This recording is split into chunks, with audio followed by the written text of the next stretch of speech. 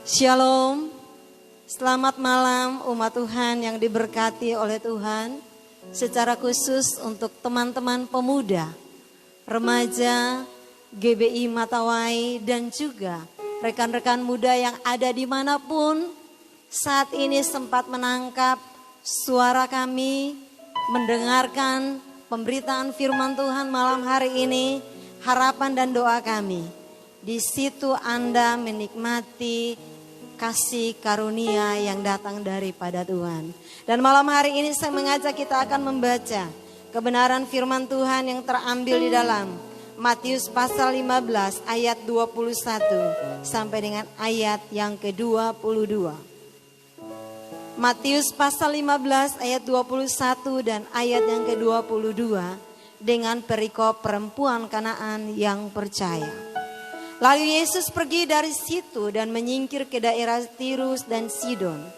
Maka datanglah seorang perempuan Kanaan dari daerah itu dan berseru, "Kasihanilah aku ya Tuhan, anak Daud, karena anakku perempuan kerasukan setan dan sangat menderita." Bapak Ibu Saudara, saudara yang diberkati oleh Tuhan. Setelah peristiwa mujizat 5 roti dan 2 ikan yang diberikan kepada orang-orang yang datang waktu itu 5.000 orang. Laki-laki belum termasuk perempuan dan anak-anak. Yesus menyuruh orang-orang pulang. Dan kemudian Yesus pun memerintahkan murid-murid pergi ke Betsaida. Sedangkan Yesus sendiri naik ke bukit untuk berdoa.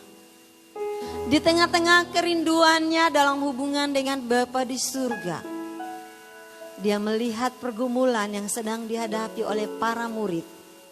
Karena mereka harus melewati danau yang gelombangnya sangat kuat. Waktu itu sedang berlangsung angin sakal di danau Tiberias. Sehingga para murid ketika berjalan ke Betsaida sangat-sangat sulit. Sekalipun mereka adalah orang-orang yang ahli dalam hal kelautan. Bapak Ibu Saudara yang diberkati oleh Tuhan. Di tengah-tengah pergumulan para murid, Yesus hadir dengan berjalan di atas air. Yesus ingin membuktikan kepada mereka bahwa Dia adalah Tuhan yang selalu hadir membantu mereka. Tetapi dalam Markus pasal 6 ayat yang ke-52. Dicatat di sana bahwa para murid belum mempercayai Tuhan dengan sungguh-sungguh. Mereka tidak menghargai kehadiran Yesus dengan menghormati Dia sebagai Allah di dalam kehidupannya. Sehingga kita melihat Bapak Ibu Saudara yang diberkati oleh Tuhan. Dalam mujizat demi mujizat yang Yesus lakukan buat kehidupan mereka. Mereka masih terus tidak percaya kepada Tuhan. Dan malam hari ini kita membaca sebuah kisah dari seorang wanita yang tidak mengenal Tuhan. Tetapi dia belajar percaya kepada Tuhan. Dalam bacaan kita berkata bahwa Yesus pergi ke daerah Tirus dan Sidon setelah bersama-sama dengan murid-murid tiba di Betsaida. Kemudian melanjutkan perjalanan pelayanannya. Dan Yesus bersampai ke Tirus dan Sidon dengan tujuan untuk beristirahat. Kalau dicatat dalam Injil Markus pasal 7 ayat 24 berkata bahwa Yesus masuk ke salah satu rumah dengan tujuan agar tidak ada orang yang mengetahui kedatangan Yesus di Tirus dan Sidon. Bapak Ibu Saudara yang diberkati oleh Tuhan, malam hari ini juga kebenaran firman Tuhan ini didengar oleh pendengar radio Suara Pengharapan. Di Tirus dan Sidon banyak sekali orang-orang yang belum percaya kepada Tuhan. Dan saya membaca beberapa referensi mengisahkan tentang Tirus. Tirus dan Sidon adalah kota yang berada di sebelah selatan Libanon. Dan Tirus mempunyai penduduk sekitar 117.000 jiwa. Dan Sidon berpenduduk 200.000 jiwa. Tirus dan Sidon terkenal sebagai kota yang dikenal dengan kota perdagangan. Perdagangan yang dilakukan di Tirus dan Sidon adalah perdagangan barang-barang yang sangat mahal. Yang terkenal sekarang adalah emas dan mutiara atau berlian. Tetapi Tirus juga yang dibangun oleh raja dengan kejayaannya yang begitu megah. Dalam sebuah firman Tuhan mencatat dalam Yeskiel pasal 28 ayat yang kedua. Tirus memiliki seorang raja yang sangat sombong. Tirus memiliki raja yang pernah berkata seperti ini. Aku adalah Allah. Aku menempati tempat Allah. Dia memproklamirkan dirinya sebagai Allah. Sedangkan kalau di Sidon, orang-orang yang menyembah kepada para dewa Baal mereka, menyembah kepada para patung mereka. Mereka mempunyai sebuah kuil yang bernama kuil Esimon. Di sana terdapat dewa penyembuh. Siapapun orang yang sakit, ketika mereka datang kepada dewa itu, mereka akan mengalami kesembuhan menurut kepercayaan mereka. Tapi dalam pembacaan kita hari ini berkata bahwa Yesus datang ke Tirus dan Sidon. Tirus dan Sidon tidak hanya sebuah kota, dua buah kota yang dikutuk karena murka Allah. Di sana ada penyembahan yang besar terjadi. Orang-orang tidak mengakui kedaulatan Allah. Orang-orang tidak percaya kepada Tuhan. Sehingga firman Tuhan mencatat bahwa dalam Yeskiel pasal 26 sampai ke 28. Di sana dengan jelas dicatat bagaimana murka Allah terjadi atas Tirus dan Sidon. Allah sangat marah kepada mereka karena mereka tidak mengenal Allah yang benar. Dalam sejarah Alkitab mencatat bahwa ada seorang putri Raja Sidon yang bernama Isabel menikah dengan Raja Ahab. Ketika Raja Ahab membawa Isabel masuk ke kerajaan Israel, Isabel berusaha menggantikan penyembahan kepada Tuhan dengan penyembahan kepada para Baal. Ahab mulai membangun patung-patung menjadi sarana untuk orang-orang Israel mulai datang dan menyembah kepada patung-patung tersebut dengan tidak menyembah kepada Tuhan. Sehingga akhirnya Tuhan begitu marah. Ketika Tuhan marah kepada Raja Ahab, Raja Israel yang terkenal kerajaan teokrasi harusnya. Allah yang memerintah. Allah sangat marah karena tidak terjadi penyembahan yang benar di kerajaan Israel. Allah sangat murka. Sehingga Allah mengizinkan kelaparan 3 tahun 6 bulan. Dan kemudian terjadi pembunuhan massal terhadap para imam. Pada saat itu imam Dewa Baal. Bapak Ibu oleh Tuhan. Saya percaya apa yang dinubuatkan di dalam kitab Yeskiel. Itu tergenapi di dalam kehidupan orang-orang yang ada di Sidon dan Tirus. Yesus mengerti benar keadaan Tirus dan Sidon. Yesus tahu kota-kota ini adalah kota-kota yang terkutuk. Yesus datang ke sana. Yesus ingin menyampaikan kepada semua orang yang ada di Tirus dan Sidon bahwa Yesus datang tidak hanya untuk orang Israel, tapi Yesus datang juga untuk mereka. Sekalipun kehadiran Yesus saat itu, Yesus tidak mau seorang pun mengetahui kehadirannya. Tapi Bapak Ibu Saudara yang diberkati oleh Tuhan, dalam pembacaan kita hari ini dicatat dalam 2 kitab, yaitu kitab Markus pasal 7 ayat 24 sampai 30 juga mengisahkan cerita yang sama. Dikatakan datanglah seorang perempuan Kanaan. Perempuan Kanaan ini datang dengan satu kerinduan, dengan satu harapan bahwa dia akan mendapatkan apa yang diharapkan daripada Tuhan hari itu. Dan ketika wanita ini datang menjumpai Yesus, kita melihat orang Kanaan adalah keturunan daripada Nuh. Ham, anak Nuh, ketika ia melihat ayahnya mabuk anggur. Lalu ketika dia melihat ayahnya dalam keadaan tidak menunjukkan sikap seperti orang yang normal waktu itu karena dia dalam keadaan mabuk, dengan kainnya terangkat, melihat auratnya kata firman Tuhan. Dan kemudian dia pergi dan menceritakan kepada dua saudaranya. Dan dua saudaranya datang mengambil kain, menutup ayahnya. Sikap yang salah yang dilakukan oleh Ham ini mengakibatkan dia menjadi anak yang tidak menerima berkat dari seorang ayah.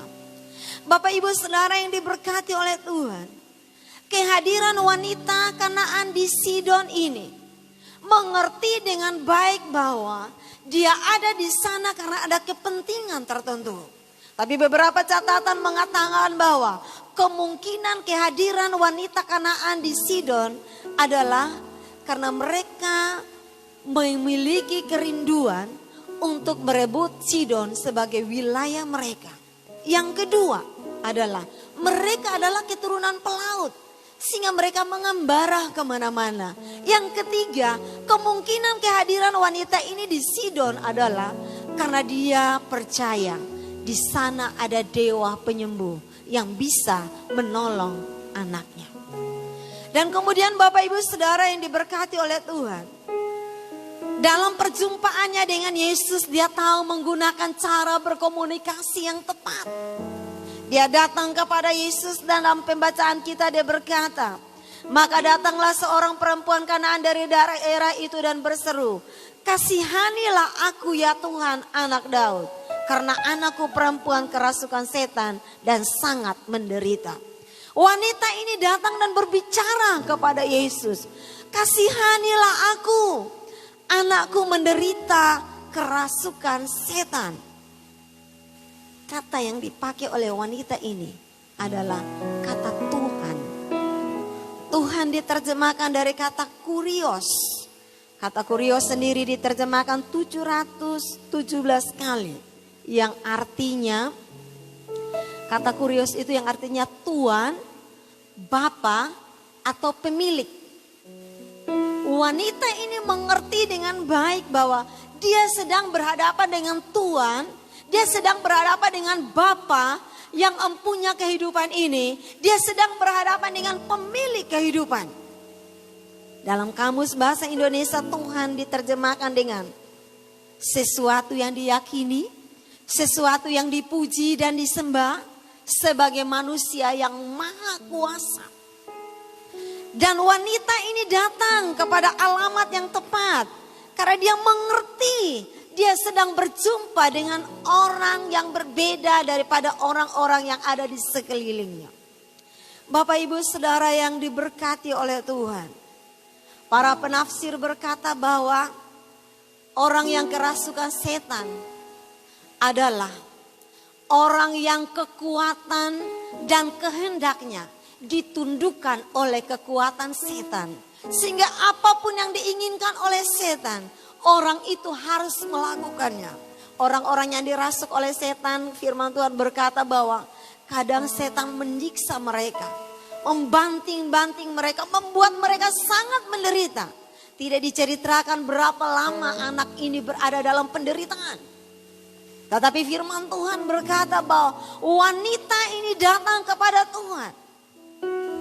Kalau kita berbicara tentang penderitaan Bapak Ibu Saudara yang diberkati oleh Tuhan, iblis atau setan mempunyai visi yang besar, yaitu dia datang mencuri, membunuh dan membinasakan. Hari ini penderitaan yang dibawa oleh wanita ini bisa terjadi karena kesalahan yang dilakukan oleh orang tua. Tetapi kemungkinan juga yang besar bisa terjadi atas anak ini karena kelalaian anak ini sendiri dengan tidak menjaga dirinya. Hari ini kita melihat permohonan yang disampaikan oleh ibu ini. Ibu ini berdoa sedang mewakili anaknya yang dalam penderitaan. Kemudian ibu ini juga sedang berdiri dan memohon kepada Tuhan untuk Tuhan melepaskan kota mereka dari kutuk-kutuk yang telah yang terjadi atas kota Sidon, yang terjadi atas kota Tirus. Wanita ini minta kepada Tuhan untuk melepaskan hal itu dari bangsa mereka. Dan wanita ini memiliki kerinduan yang besar, menjadikan Tuhan satu-satunya pemilik kehidupan mereka. Bapak Ibu Saudara yang diberkati oleh Tuhan, hari ini kita melihat kebenaran firman Tuhan berkata, dalam 2 Tawarik 7 ayat 14 berkata bahwa, dan umatku yang atasnya namaku disebut merendahkan diri, berdoa dan mencari wajahnya, lalu berbalik dari jalannya yang jahat, maka aku akan mendengar dari sorga, mengampuni dosa mereka dan memulihkan negeri mereka. Dari pergumulan wanita ini, Bapak Ibu Saudara yang diberkati oleh Tuhan, ada pesan kebenaran firman Tuhan yang perlu kita sama-sama renungkan sore hari ini. Yang pertama adalah sikap yang menyenangkan Tuhan dalam menghadirkan mujizat atas bangsa kita, yaitu menyembah Dia, memuji Dia, memuliakan Dia. Yang kedua, tempatkan Tuhan di atas segala-galanya. Yang ketiga, tinggalkan hal-hal yang menghalangi tangan Tuhan berkarya bagi kita. Dan yang keempat, bangun pola hidup yang benar di mata Allah dan di mata manusia. Bapak Ibu Saudara yang diberkati oleh Tuhan, dunia yang kita tempati adalah dunia yang terkutuk. Tapi ketika Yesus datang ke dalam dunia, Dia telah mengangkat kutuk itu. Dia telah menjadi kutuk agar kita semua boleh menikmati anugerah dan perkenanan Tuhan. Untuk itu malam hari ini, apapun yang menjadi persoalan dalam kehidupan kita, kita berhenti membesar-besarkan persoalan yang kita hadapi. Tapi mari kita besarkan Tuhan kita yang berdaulat atas kehidupan kita. Kita tinggikan Tuhan yang berdaulat atas kehidupan kami. Untuk itu sore hari ini, harapan dan doa kami dari kebenaran firman Tuhan yang jadi saluran berkat buat kita semua, boleh membantu dan memotivasi kita untuk membangun hubungan yang lebih lagi dengan Tuhan. Dalam kerinduan yang sama malam hari ini, kita akan satukan hati kita. Kita berdoa buat bangsa kita.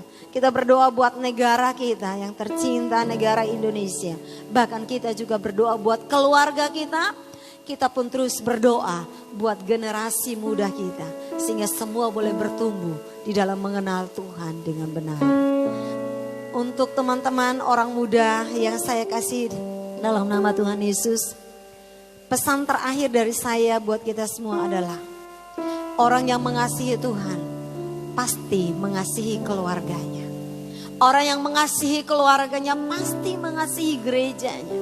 Orang yang mengasihi gereja pasti mengasihi pulaunya. Dan orang yang mengasihi pulaunya pasti orang itu juga akan mengasihi bangsanya. Untuk itu mari kita tunduk pada aturan pemerintah. Dan kita belajar menjadi orang yang berdiam diri di rumah senantiasa. Sampai kapan ada alarm untuk kita boleh bergerak, melakukan aktivitas sebagaimana mestinya, baru kita mulai bergerak. Harapan dan doa saya sore hari ini, apa yang menjadi kerinduan kita bersama, boleh menjadi kerinduan yang mempermuliakan nama Tuhan. Amin buat kebenaran firman Tuhan.